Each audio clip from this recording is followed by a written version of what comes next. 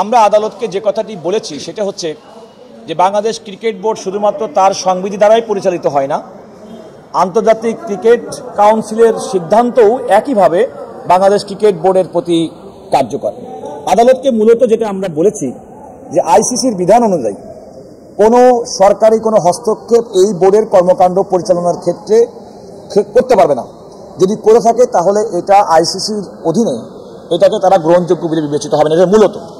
দ্বিতীয়ত আমরা বলেছি যে জনাব ফারুক আহমেদকে যে মনোনয়ন দেওয়া হয়েছিল, বাংলাদেশ ক্রিকেট বোর্ডের সংবিধানের অনুযায়ী একজন ব্যক্তিকে মনোনয়ন দেওয়ার ক্ষেত্রে জাতীয় ক্রীড়া পরিষদ দুজনকে পরিচালক মনোনয়ন দিতে পারেন, কিন্তু আইনে এমন একজন ব্যক্তিকে তাকে শোকজ না করে তাকে বাদ দেওয়াটা এটা অবৈধ বলে আমরা আদালতের সামনে আমাদের বক্তব্য পেশ করেছি।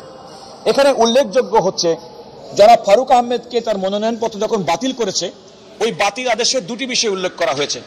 একটি হচ্ছে যে বাংলাদেশ ক্রিকেট বোর্ডের বর্তমান কমিটির 8 জন সদস্য, তাদের ভাষার সংখ্যাগরিষ্ঠরা, তারা জনাব ফারুক আহমেদের প্রতি অনাস্থা প্রকাশ করেছেন।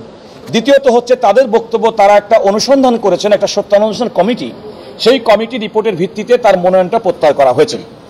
আমরা আদালতকে বলেছি যখন এমন কোনো অভিযোগে কোনো ব্যক্তিকে অভিযুক্ত করা হয়, তাহলে আইনের শাশ্বত বাণী হচ্ছে তাকে শোকজ করতে হবে, তাকে জানতে হবে যে আপনার বিরুদ্ধে অভিযোগ আছে, আপনার কি বক্তব্য আছে। তাকে বক্তব্য, তার বিরুদ্ধে আনিত অভিযোগ খণ্ডনের কোনো সুযোগ জনাব ফারুক আহমেদকে দেওয়া হয়নি। আরেকটি যেটা বলেছে সেটি হচ্ছে যে দেখেন, এই পরিচালকরা নিয়োজিত হন বোর্ডের এক্সিস্টিং কাউন্সিলরের মধ্য থেকে। জনাব ফারুক আহমেদকে যখন আগস্ট 2024 তারিখে মনোনয়ন দেওয়া হয়, তিনি কিন্তু বাংলাদেশ ক্রিকেট বোর্ডের একজন কাউন্সিলর ছিলেন। দুর্ভাগ্যজনকভাবে জনাব আমিনুল ইসলামকে যখন পরিচালক মনোনয়ন দেওয়া হয়েছে, তখন তিনি কাউন্সিলর ছিলেন না। আমাদের এই অভিযোগের পরিপ্রেক্ষিতে বিজ্ঞ অ্যাটর্নি জেনারেল সাহেব একটা কাগজ উল্লেখ করলেন যে সেটা হচ্ছে 29 মে 2025 তারিখে জনাব আমিনুল ইসলামকে কাউন্সিলর হিসেবে আরেকজনের পরিবর্তে তাকে মনোনয়ন দেওয়া হয়েছে।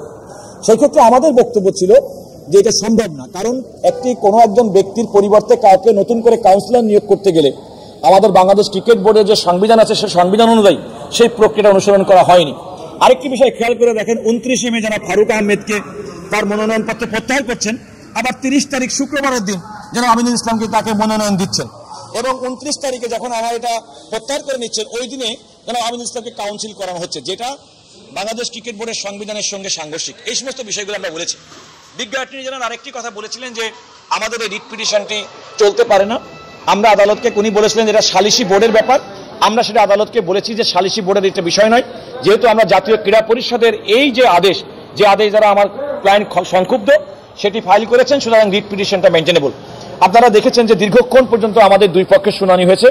অ্যাট ওয়ান স্টেজ আদালত আসলে কোনো আদেশ পাস করেননি, না দিয়ে আমাদেরকে বলেছেন যে আপনারা প্রয়োজন মনে করলে এই মামলাটি অন্য কোনো কোর্টে শুনানি করতে পারেন। তো আমাদের দীর্ঘ শুনানির পরেও আমি আদালতের কাছে প্রার্থনা করেছিলাম যে আপনি একটি আদেশ দেন, কিন্তু তিনি বলেছেন যে না, আপনারা অন্য কোর্টে শুনানির জন্য ব্যবস্থা করেন, আপনাদেরকে সেই সুযোগটি করে দিলাম। এই পর্যায়ে এই মামলাটি এখন আছে। আমি বললাম, আমরা যেহেতু আদালতের সামনে কুইকেস্ট পসিবল টাইম, সবচেয়ে দ্রুততম সময়ের মধ্যে এসেছি, আমাদের বক্তব্য হচ্ছে তিনি এখনো পর্যন্ত বাংলাদেশ ক্রিকেট বোর্ডের পরিচালক হিসেবে আছেন। কারণ জাতীয় ক্রীড়া পরিষদ গত 30 মে শুক্রবার বন্ধের দিন যে আমিনুল ইসলাম সাহেবকে নিয়োগ করেছেন পরিচালক হিসেবে, এটা তো আমরা বলেছি এটা সম্পূর্ণ অবৈধ। আমরা এও বলেছি যে 29 মে 2025 তারিখে জনাব ফারুক আহমেদকে তার মনোনয়ন প্রত্যাহার করার যেটি করেছেন এবং যে অভিযোগে করা হয়েছে, সেই অভিযোগ সম্পর্কে তাকে তার কোনো উত্তর দেওয়ার সুযোগ দেওয়া হয়নি, তাকে কি তথ্য অনুসন্ধান করলে তার কোনো কিছু করা হয়নি। সুতরাং এটা ন্যায় বিচারের সম্পূর্ণ পরিপন্থী। যেহেতু ন্যায় বিচারের পরিপন্থী, এই বিষয়টা আদালতের সামনে বিচারাধীন। আজকে আদালতের শেষ ছুটি হয়ে যাচ্ছে। আমরা চেষ্টা করব যত দ্রুত সম্ভব আমাদের ক্লায়েন্টের সঙ্গে, যারা ফারুক আহমেদের সঙ্গে পরামর্শ করবে, আমরা আমাদের পরবর্তী আইনি পদক্ষেপ নেব।